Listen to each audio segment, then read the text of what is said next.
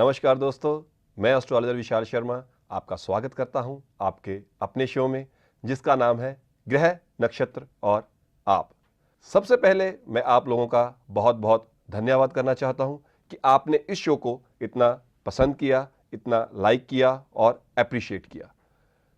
जैसा कि आप जानते ही हैं कि आपके द्वारा हमें टॉपिक्स बताए जाते हैं और मैं उस टॉपिक के ऊपर आपको एक्सप्लेनेशन देता हूं, उस टॉपिक को एक्सप्लेन करता हूं। आज का जो हमारा टॉपिक होगा वो होगा मैरिज के बारे में।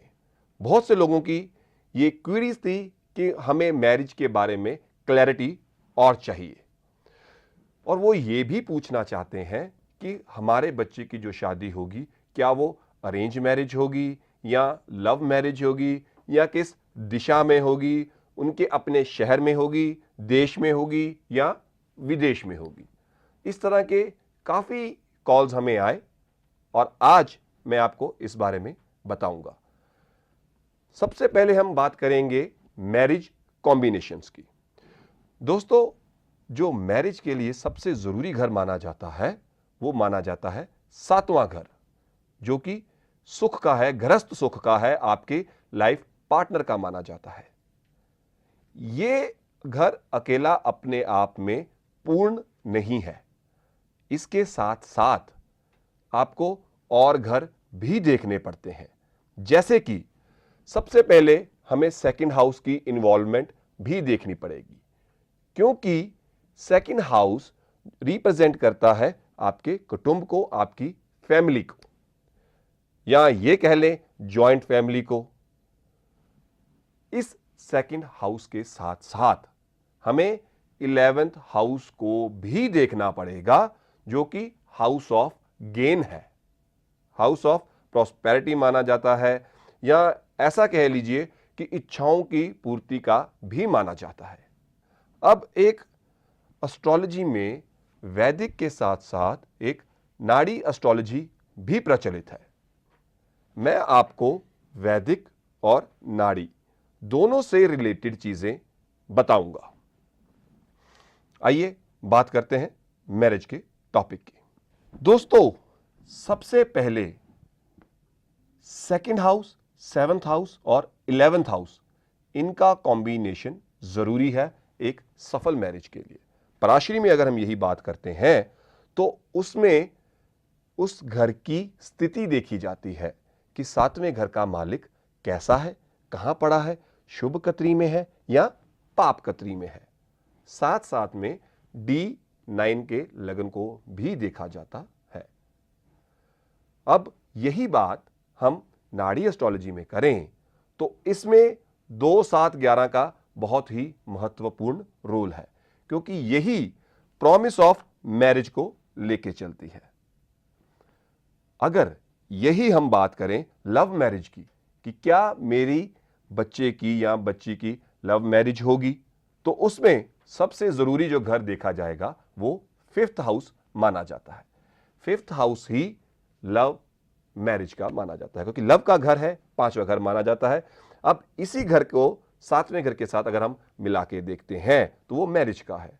अब ये लव मैरिज बन गई, मगर लव मैरिज अकेली ऐसे नहीं देखी जाएगी, इसमें दूसरे घरों की इन्वॉल्वमेंट भी जरूरी है। जैसे कि लगन के साथ 5th हाउस और 7th हाउस इनका कॉम्बिनेशन बन जाए तो भी लव मैरिज के योग पूरे पूरे बनते हैं। मगर अब ये लव मैरिज होगी किसके साथ? अगर यही कॉम्बिनेशन 10th हाउस के साथ बनता है तो ये माना जाना चाहिए कि कहीं ये साथ में काम करने वाले लड़का है या लड़की है जिनके साथ इनकी शादी होने के योग है।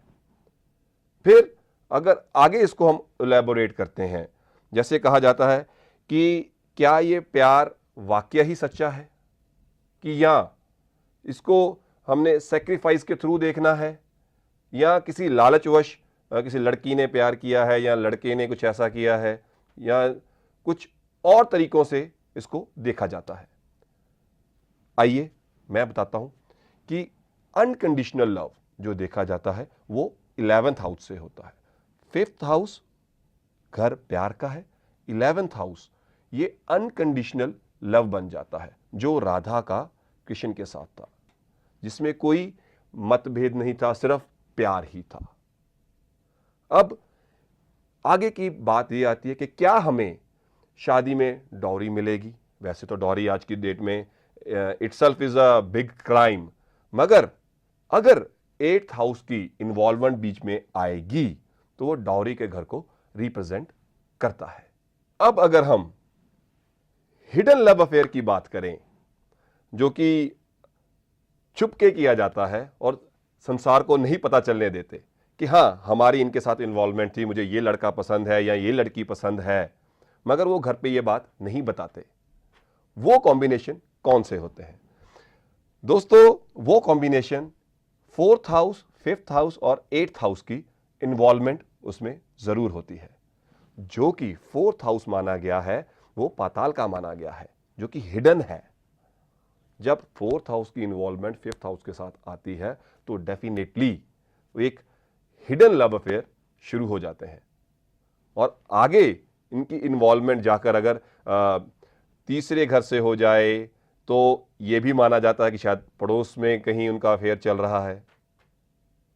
तो ये सब बातें आपको एक विद्वान एस्ट्रोलॉजर बता सकता है, जो आप भी किसी अपने एस्ट्रोलॉजर से ये बात पूछ सकते हैं, उस चीज की क्यूरी के बारे में बात कर सकते हैं। अगर आपके पास एस्ट्रोलॉजर्स हैं तो दैट्स रियली गुड, अगर नहीं है तो आप मुझे भी संपर्क कर सकते हैं। मेरे नंबर स्क्रीन पर आ रहे हैं। दोस्तों, साथ साथ में एक बात मैं और बताना चाहता हूं। आप लोगों में से कुछ लोगों ने एस्ट्रोलॉजी सीखने की इच्छा प्रकट की है। सो आपके कहने के मुताबिक मैंने अपने ऑफिस में, लुधियाना ऑफिस में एस्ट्रोलॉजी क्लासेस का अरेंज किया है, जो कि सिर्फ और सिर्फ वीकेंड्स पर लगाई जाएंगी। अगर आप उसमें से वास्तु सीखना चाहते हैं, नंबरोलॉजी सीखना चाहते हैं, पामिस्ट्री सीखना चाहते हैं, रेकी सीखना चाहते हैं, फेंग शुई या एस्ट्रोलॉजी, इंडियन एस्ट्रोलॉजी या नाड़ी astrology, mundane astrology, Gemini astrology, astrology की कोई भी ब्रांच को आप जानना चाहते हैं तो आपका मेरे ऑफिस में स्वागत है। आप एक फोन करके अपॉइंटमेंट लेके जरूर मिलिएगा ताकि मैं आपको अच्छे से अटेंड कर पाऊं। और हां दोस्तों, एक और बात, अब श्राद्ध पूरे होने वाले हैं, नवरात्रों का शुभ आगमन होने वाला है। ये 9 दिन जो नवरात्रे के होते हैं बहुत ही शुद्ध माने जाते हैं। इनमें कई तरह की पूजा पाठ का विधान भी दिया गया है।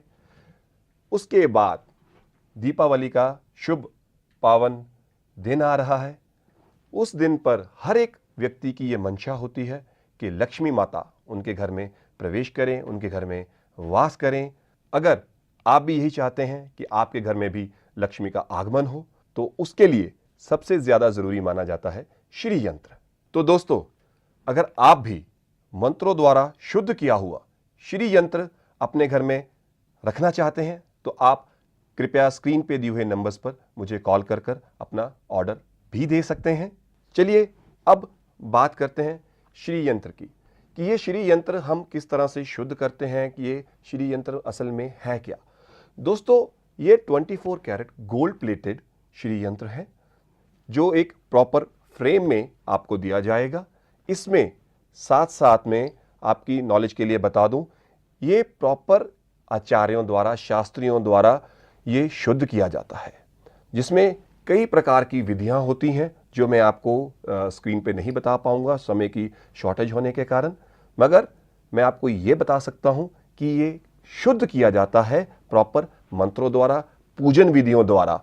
इसकी एक सर्टन स्टेजेस होती है, पहले उसे शुद्ध किया जाता है, फिर प्राण प्रतिष्ठा की जाती है। इस तरह के ये चरणों से आगे प्रोसेस से निकलता है। और ये जो श्री यंत्र होता है ये प्रॉपर, अगर आपके लिए बनाया जा रहा है तो इसमें आपका नाम के उच्चारण, मंत्र उच्चारण भी किए जाते हैं ताकि ये आपके साथ एक कंपैटिबिलिटी की तरह काम करे। और इसे आप अपने घर में, अपने कार्यस्थल में, अपने उस जगह पर जहां पर आप धन रखते हैं वहां पर इसे स्थापित कर सकते हैं, और ये आपके लिए 100% लाभदायक और फायदेमंद ही साबित होगा।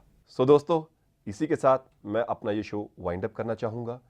लेकिन अगर आपको अभी भी मैरिज के टॉपिक के रिलेटेड कोई भी बात है, कोई भी क्यूरी है, अगर आपको नहीं समझ में आ रही तो आप अगेन स्क्रीन पे दिए हुए नंबर्स पर मुझे कॉल कर सकते हैं और अपनी क्यूरी को शांत कर सकते हैं। दोस्तों, इसी के साथ दीजिए मुझे इजाजत। कल फिर मिलेंगे किसी नए टॉपिक के साथ।